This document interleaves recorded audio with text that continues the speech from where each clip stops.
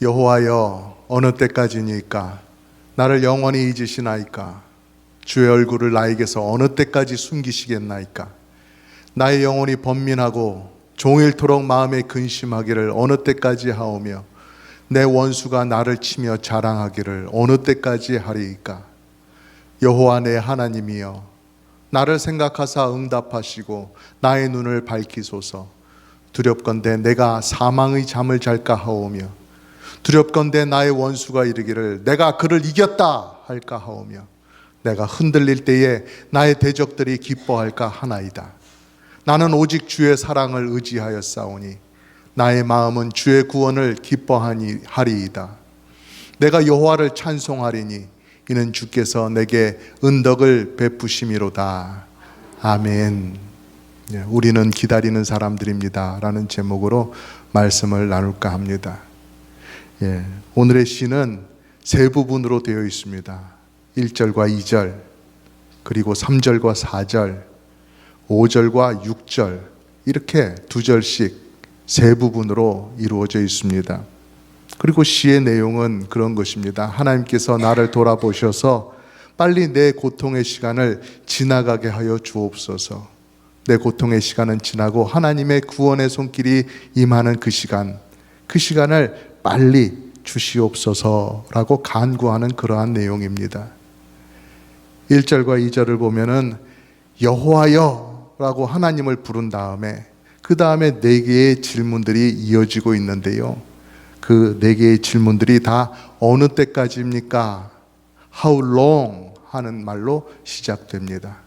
어느 때까지입니까? 그 때와 그 시간, 내 고통의 시간이 끝나는 바로 그 시점, 그런 것에 대한 질문으로 이어지고 있다는 것이죠. 어느 때까지 저를 잊으시겠습니까? 저에게서 어느 때까지 얼굴을 돌리고 숨으시겠습니까? 어느 때까지 제가 마음에 근심을 하고 살아야 되겠습니까? 원수가 어느 때까지 자랑을 하겠습니까? 이러한 것들을 아뢰는 것입니다.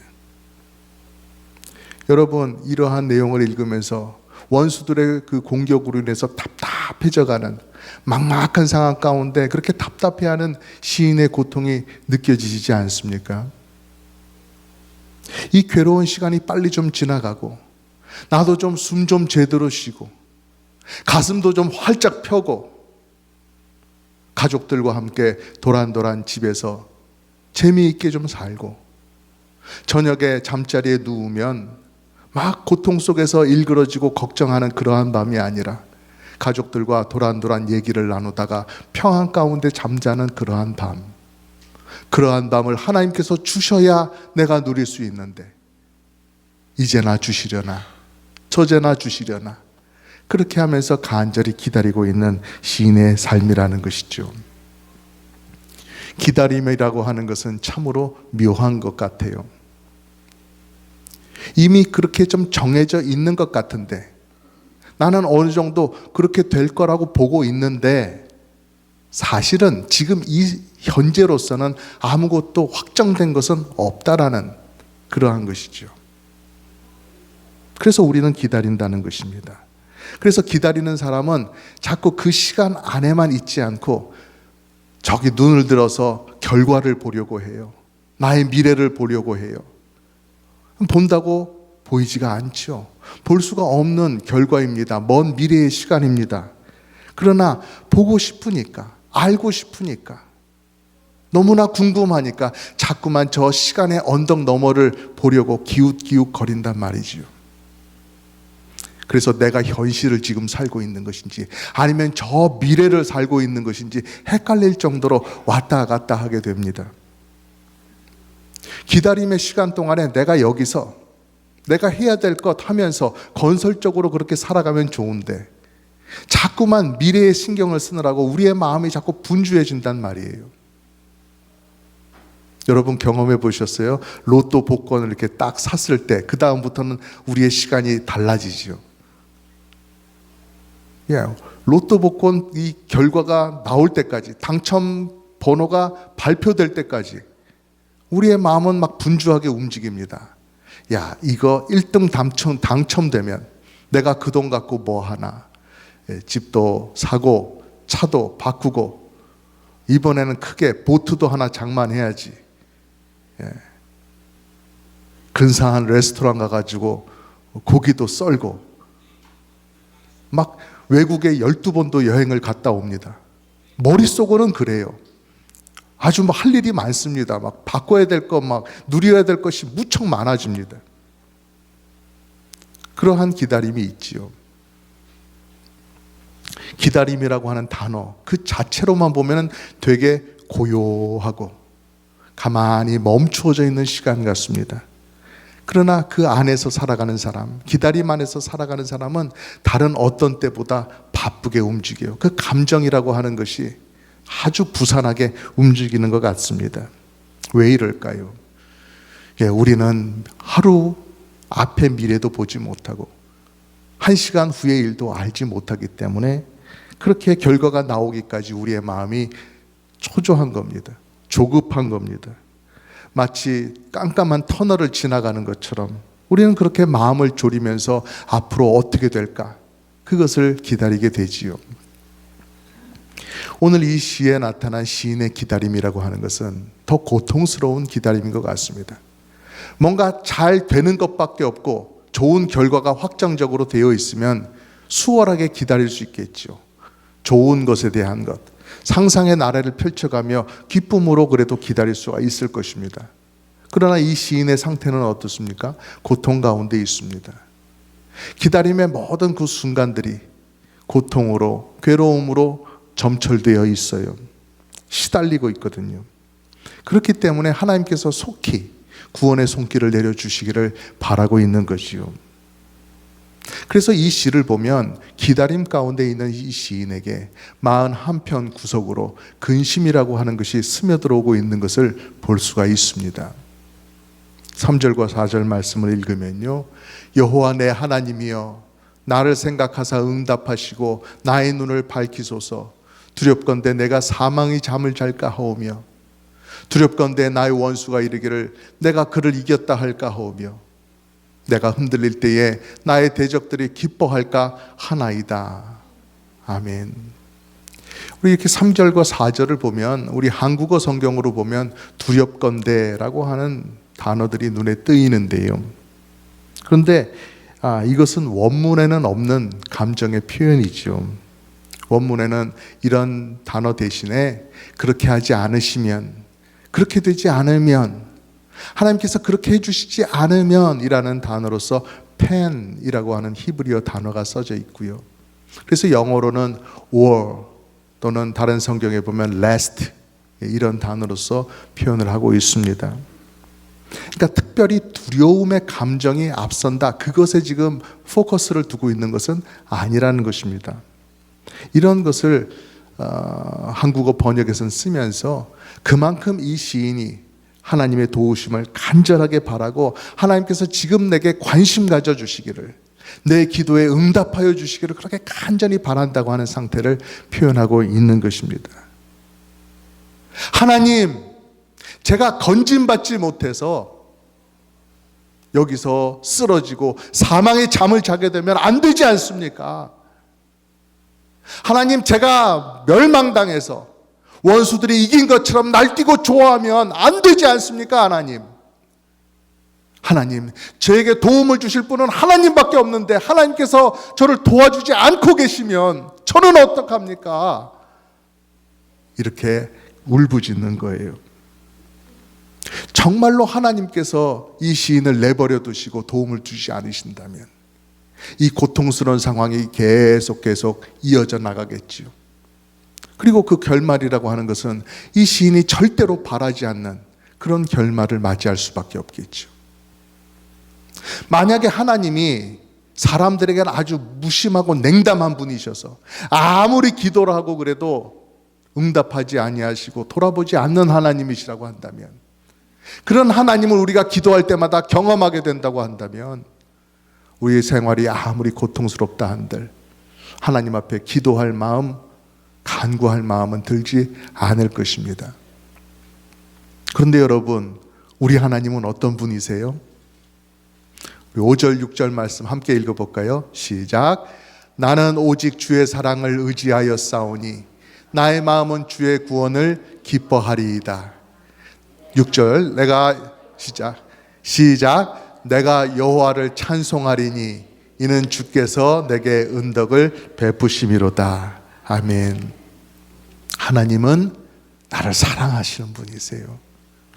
하나님은 내게 은덕을 베푸시는 분이십니다. 은덕, 그러니까 약간 좀 옛날 말이어서 금방 와닿지 않는데요. 영어로 보니까 He has been good to me 라고 되어 있어요. 내게 잘 대해 주시는 분, 내게 좋은 것으로 주시는 분이라는 것이죠. 앞으로 미래에 내가 뭔가 잘 하느냐 안 하느냐 그걸 보고 하나님께서 거기에 맞게 대응을 해 주신다 이런 것이 아니라 하나님께서는 예전부터 지금까지 계속해서 나를 좋게 대해 주셨다. 나에게 있어서 좋으신 하나님이시다 라고 하는 그것을 말씀하고 있는 거예요.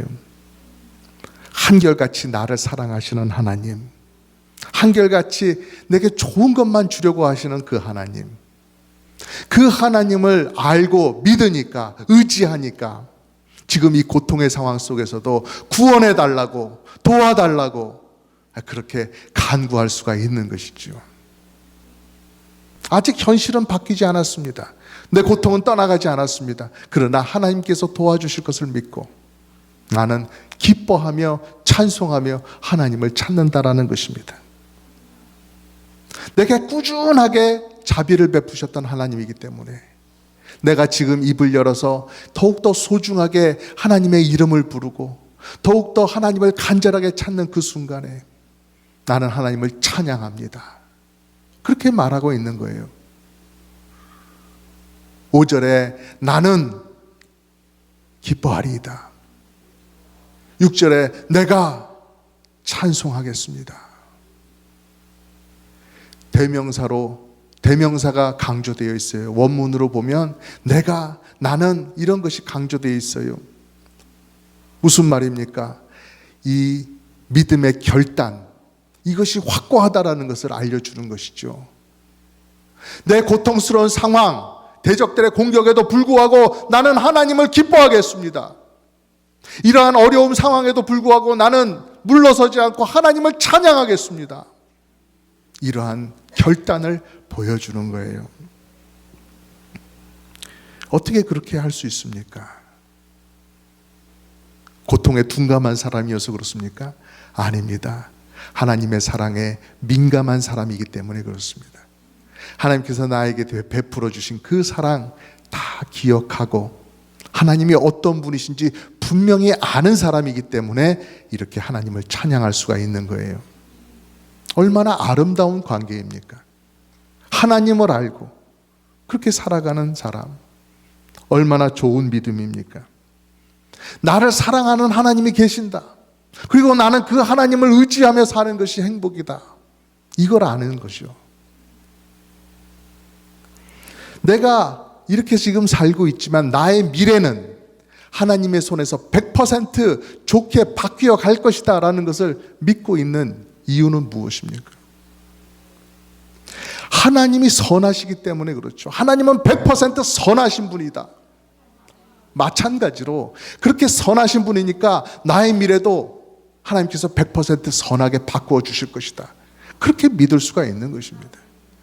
근거 없이 괜히 뚱구름 잡듯이 그냥 내 기분에 따라서 말하는 것이 아니라는 거예요. 하나님의 신실하심 때문에 내가 그런 미래를 바라볼 수 있는 거예요. 그렇기 때문에 나의 아직 보이지 않는 저 앞에 있는 미래라 할지라도 주님의 선하심 앞에서 그거를 쭉 땡겨와서 바로 그것이 나의 현실인 것처럼, 하나님의 구원이 바로 지금 나의 현실 가운데 이루어진 것처럼 그렇게 살아갈 수가 있는 것입니다. 평안을 누리며 기쁨을 누리며 찬양하며 감사하며 우리 좋으신 하나님을 전하며 그렇게 살아갈 수가 있는 것이죠. 이걸 누려보지 않으면 모르는 신앙의 신비라고 할 수가 있는 것입니다. 요즘 세계적인 빙상 경기가 열리고 있는 모양이에요. 유튜브를 통해서 보니까 한국의 선수들이 쇼트트랙 같은 것에서 참 잘하고 있다, 그런 것들이 많이 올라오고 있더라고요. 보니까 그 기량 차이가 아주 크더라고요. 아주 잘해요. 2등, 3등, 4등 따라오지 못할 정도로 월등하게 잘하는 모습들을 보고 있어요. 얼마나 잘하는지 모릅니다. 그래서 이런 경기에서 이런 선수가 잘하는구나, 또 저런 경기에선 저런 선수가 잘하는구나 하는 걸 이걸 알게 되니까 그 선수들이 하는 그 다음 그 경기들을 보는데요. 거기에서 처음 시작할 때 그 선수가 3등이 되고 4등으로 뒤처지고 이래도 전혀 걱정이 되지 않아요. 오히려 흐뭇해요. 지금은 저기에 있어도, 지금은 저렇게 뒤처지는 것처럼 보여도 마지막 몇 바퀴를 앞두고서는 거기서 폭발적인 스피드로 치고 나오겠구나, 그렇게 짐작이 되는 거예요. 아니나 다를까 7바퀴, 8바퀴 놔둔 그런 시점에서는 정말로 치고 나오더라는 것이죠. 그리고 누구도 따라올 수 없도록 앞으로 그냥 막 쌩쌩 달리더라는 것이죠. 꼭 예상한 대로, 제가 예상한 대로 그렇게 경기가 끝나더라니까요. 그렇게 하는 게 그런 것 아닙니까? 이겨놓고 싸운다. 어떻게 될지 몰라서 불안한 게 아니라 끝은 정해져 있다. 그냥 나는 이 경기하고 시간만 지나가면 된다 하는 것처럼 그렇게 경기를 하더라니까요. 여러분, 아무것도 아닌 것처럼 보이는 성도들이, 아무것도 없는 성도들이 담대하게, 아니 더 나아가서 기뻐하고 감사하며 찬양하며 이 세상을 살아갈 수 있는 이유가 뭡니까? 선하신 하나님, 나를 사랑하시는 하나님이 나와 함께 계시기 때문에, 그분께서 내 삶을 쥐고 계시기 때문에 좋은 결과를 줄 것이라 믿기 때문에 그렇게 살 수 있는 것 아니겠습니까? 악인들 두려워하지 않고 고난이 다가올 때 아이고 나 죽었네, 이제 끝이네, 이렇게 하지 않고 하나님께서 우리에게 맡겨주신 일들을 기쁨으로 잘 수행해 나갑니다. 내가 사랑해야 될 사람, 내가 돌아보아야 될 사람 잘 돌아보면서 단정하게 살아가는 것이죠. 하나님의 사람으로 그렇게 살아갑니다. 우리는 성경에서 그런 믿음의 선조들을 많이 보게 됩니다. 어느 날 갑자기 자녀들을 다 잃고 재산을 다 잃고 심한 피부병까지 걸려서 고생을 하고 있었던 욥이 있었죠. 그런 가운데서도 욥이 하루하루를 버텨나갑니다. 어떻게 버텨나가요? 하나님을 신뢰하는 그 믿음 붙잡고 나아갑니다. 모든 것을 다 잃은 괴로움, 그것을 때문에 욥은 아마도 죽음 직전까지 갔었을 것입니다. 그 사랑하는 자녀들을 다 잃고 그 심한 피부병까지 얻어서 그렇게 살아가게 된 욥, 무엇으로 살아갈 수가 있습니까? 사람이 그와 같은 경우에 무엇으로 견뎌나갈 수 있습니까? 하나님을 신뢰하는 믿음으로 욥은 견뎠던 겁니다. 또 다윗이 있습니다. 왕으로 일찍이 기름 부음을 받았죠. 너는 이스라엘의 왕이 될 것이다. 그러나 곧바로 왕이 되는 것이 아니었습니다. 사울 왕의 핍박을 받으며 여기저기 도망 다녀야 하는 비참한 신세로 살게 되었죠. 그렇게 해서 수년간을 살았습니다. 늘 어디 가서 숨나, 늘 어디 가서 먹을 것을 얻는가, 이것이 다윗의 고민이었습니다. 그러나 다윗은 그 가운데서도 아무것도 없는 들판을 다니며 이슬에 젖어 살면서도 하나님을 찬양했습니다. 여호와 나의 목자, 내게 부족 없네. 푸르른 초장 위에 나의 몸 누이시네. 선한 목자, 오 나의 목자여, 생수가 넘치는 곳 날 인도하시네.